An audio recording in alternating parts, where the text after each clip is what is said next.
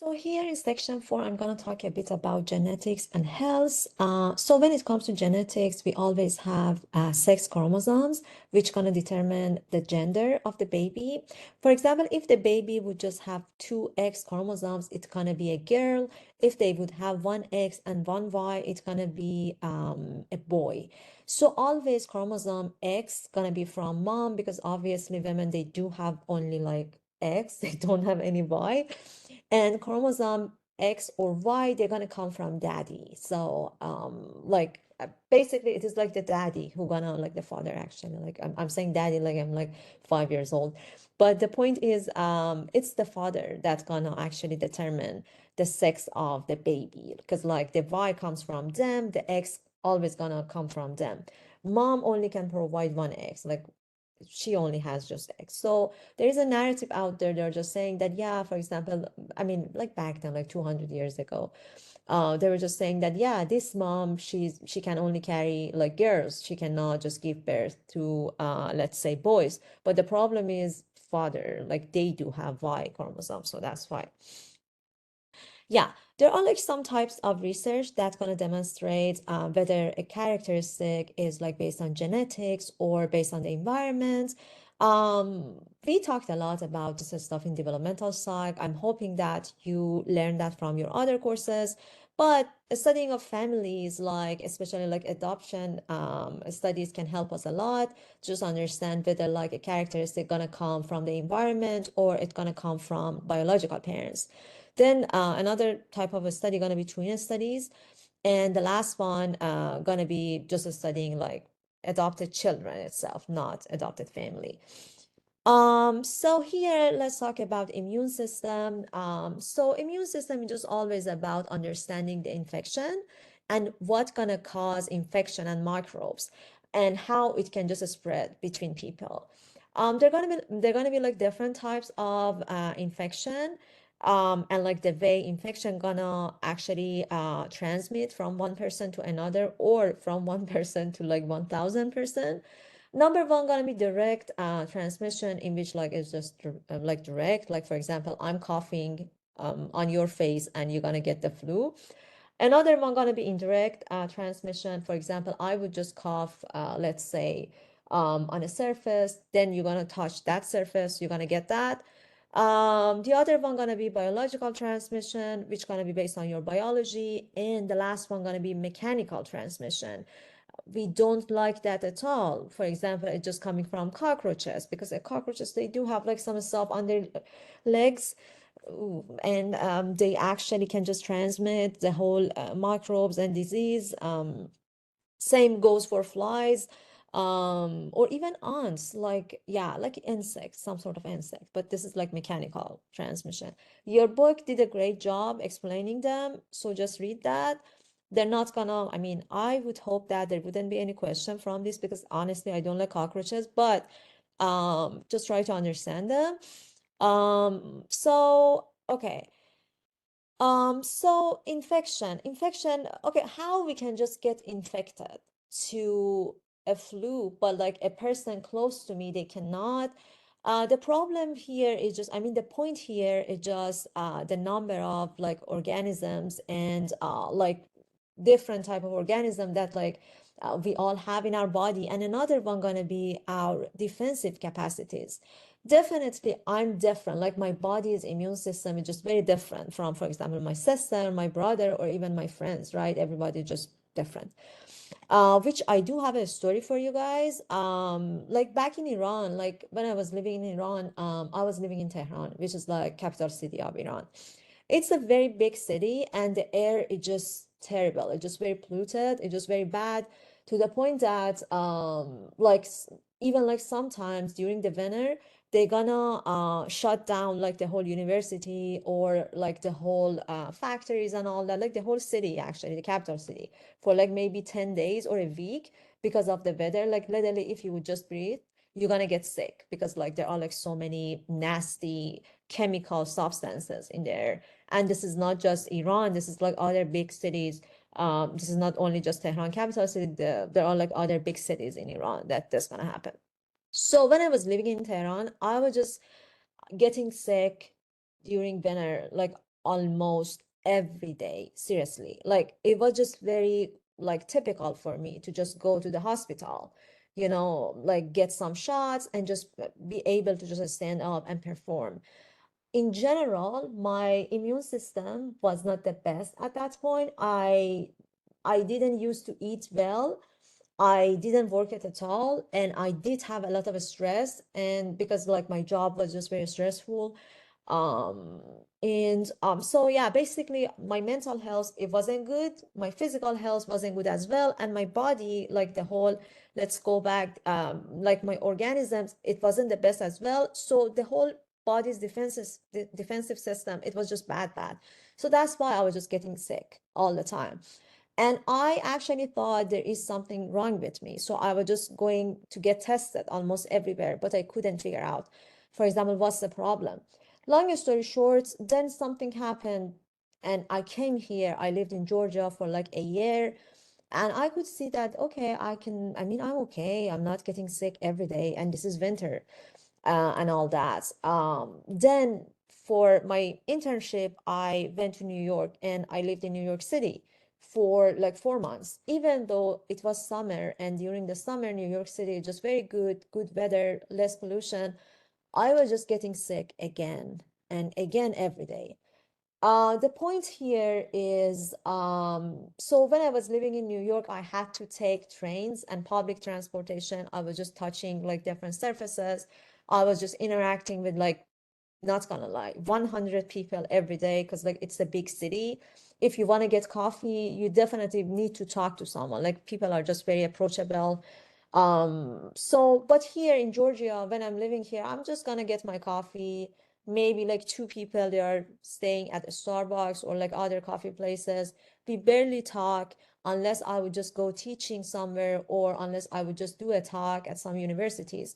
So the possibility of me getting sick, it is way less compared to the big city. Yes, I do have like kind of, I wouldn't say weak, but moderate immune system. But the point is like in a good weather like Georgia and with like less interaction and just washing my hands pretty often and eating good, I can just control my level of sickness and my immune system. So all I wanted to say, yes, like your body's immune system is very important, but you can just adjust it as well. And your environment also is just very important as well. So there are gonna be so many courses for infections. The first one gonna be incubation period, in which, for example, you got the flu, but you don't have any symptoms, and you don't know that you got like the bug. Another one gonna be non-specific symptoms period. For example, you are just very tired, you want to sleep all day, you don't feel well, or maybe at some point you do have headache, but you cannot understand if it is a flu or it was because you didn't sleep last night, or probably maybe this is because of the food that you ate yesterday. You see what I'm saying? You cannot specify the symptom. The last one gonna be acute phase, in which you literally know, yes, you do have headache, you are coughing a lot, you have sore throat, so probably it's gonna be flu, running nose and all that, runny nose and all that. So you definitely know what kind of disease you have. Okay, so they're going to be different phase. Try to memorize that because it is very important as well.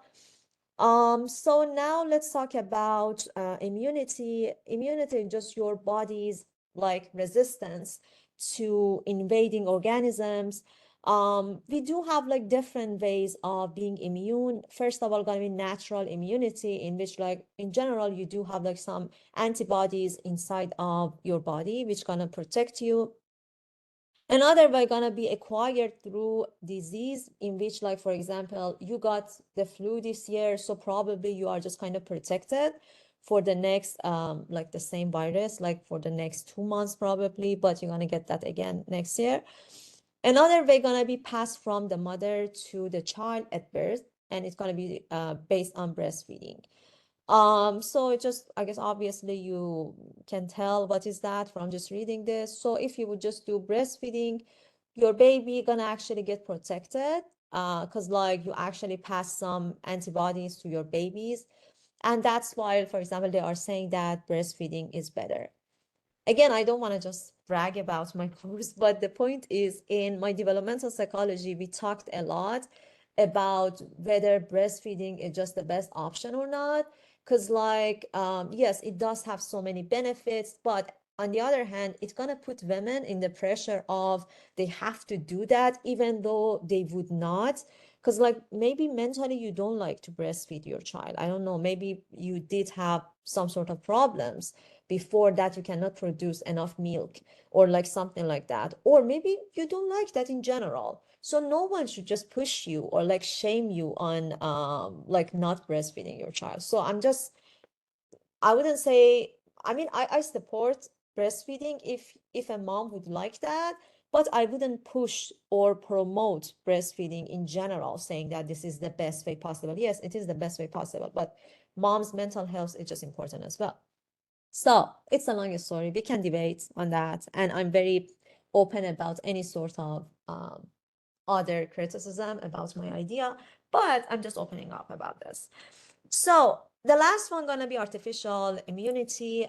It's gonna be based on vaccinations. You're gonna get the shot and you're gonna be okay for a minute. For example, back in COVID, we got, I guess, 2 shots. Then every, I guess, 3 or 6 months, we did have like boosters. Are still getting boosters. Yeah, so it's just artificial immunity. What is that? Oh, not a specific immune mechanism. Okay, that's the longest story. It's just some sort of big set of responses to just any sort of infection or disorders out there. It does have like so many steps, but and just read them because they are very important. But let me just give me a second. I need to see. So it does have like so many steps. One of them gonna be anatomical barriers, I'm sorry. Another one gonna be phagocytes, in which like it is very important. I'm gonna talk about that. The other one gonna be antimicrobial substances, and the last one, which is, I guess we all heard about that because of allergies and all that, it's going to be inflammatory responses, I'm sorry. So the first one is very important, but which you can just read from your book, but let's just talk about phagocytes because they are very important. Imagine your body as a castle, a big ranch. This is your body. Consider phagocytes as the guard of that castle. They do a lot for our organs, our organism in general, our body.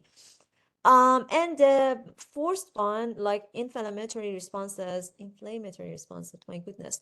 This is also very important because whenever you are getting sick or whenever you are just allergic to something, they're gonna come up very fast. And this is actually a good way to just understand that how your body gonna react to something. So read about them more. We're gonna talk about them soon. Um, so specific immune mechanisms, yeah, some of them we know that like right after our birth. Another one gonna be just fighting with some particular like disease or microorganisms, which gonna be microbes or like other microorganisms and the toxins out there. So we're gonna actually specify our immune mechanisms based on them. This one is very important. I'm doing my best to just explain it as good as possible. But here, like you can see, we do have like lymphocytes, and we do have like two types of it, B and T. So the B one actually, I mean, we do have more lymphocytes, but for now, we're just going to talk about B and T. The B one actually going to produce antibodies, and antibodies, like they're going to be that kind of soldiers, like the armed one, who going to fight with any sort of like bad bacteria, like microbes and all that.